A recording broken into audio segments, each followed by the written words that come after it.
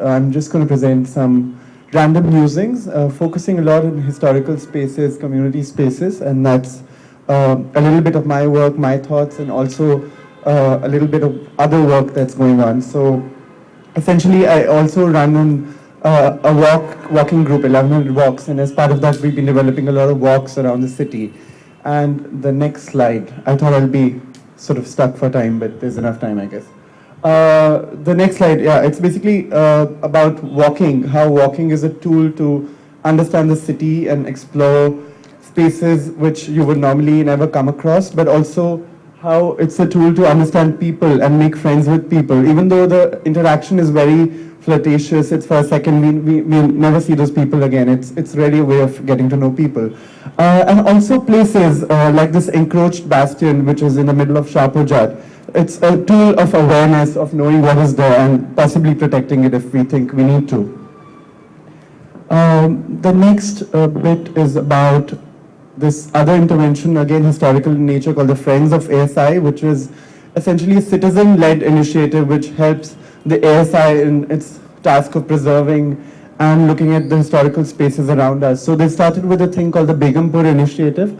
These are pictures from yesterday at Begumpur, where the ASI was showing some of the archival photographs. So if you look at this picture from the 1900s, it'll show you how there was an entire village which was living in the mosque in the times when it was very unsafe to live outside the walls of structures like this. And so the Begumpur Initiative is very interesting to me because it's looking at involving these villagers and bringing them on board, like the gentleman there, who have actually, some of them have actually lived in the mosque at some point. So it's really a way of mapping the history of the mosque through its residents.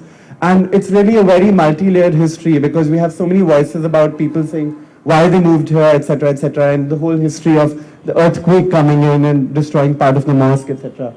Another very fascinating space for me in Delhi, the Mehrauli Archaeological Park, basically because Mehrauli is the first city of Delhi that is seen building across about at least 1,000 years, and hence it's got built heritage from all these periods of history.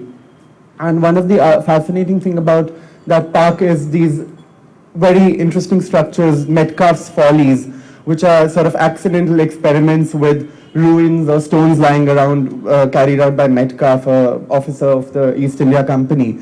And that, I find Metcalfe's Follies very revealing because it meant that people could still keep on building, and there was this view of heritage or history as frozen in time, or something that you can't touch or play around with wasn't really there. But somewhere I think we've lost imagination because we've stopped building in this park. So, I mean, it's a little controversial, but it'll be interesting to see if we can build a space for the city and carry forward this whole tradition of building in Mehrauli. Agent Kochupillai, who we are all familiar with now, I thought I'll include her because she won't be able to boast about herself, but I think Malini is one of the few people who really embodies this idea that the city is mine, and it's really an inspiration to walk out on the street with her and see her, you know, even silly things like haggling with a rickshawala to use the meter, or staring back at all the men who were staring at her. And what Malini didn't mention about the Common Man Games was my most interesting bit of the games, flash mob, was when we were busted by the police. This gentleman came and said, "So what are you guys doing?" And we said, "We're just playing." And Malini said, "Ki hame Delhi sarkar ne bola hai, come out and play. So hum khel rahe hain." So that was great fun, and I love the ease with which Malini can make statements like that.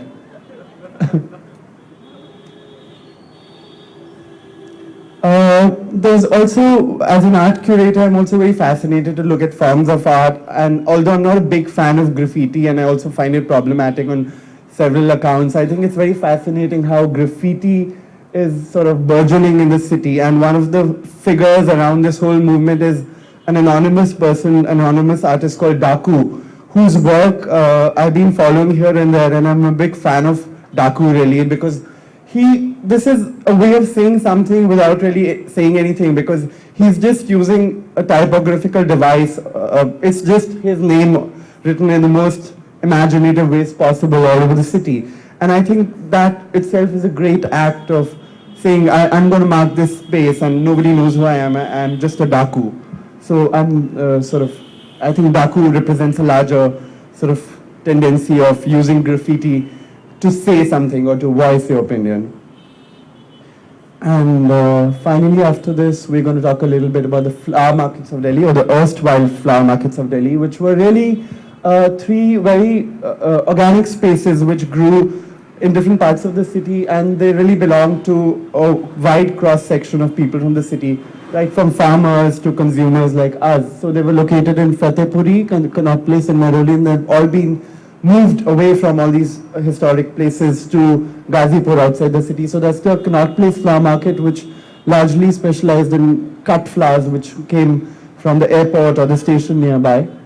So there was a lot of, it was basically, the composition was a lot of vendors and commission agents as well.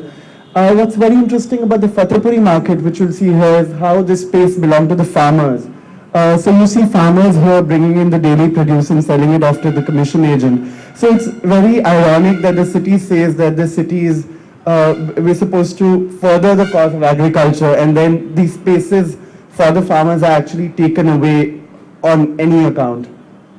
And finally, the Mehrauli market, which was a market where the loose flowers were processed into garlands and other forms of floral decoration, which really was also a very beautiful place because people actually lived there. There was a whole sense of community.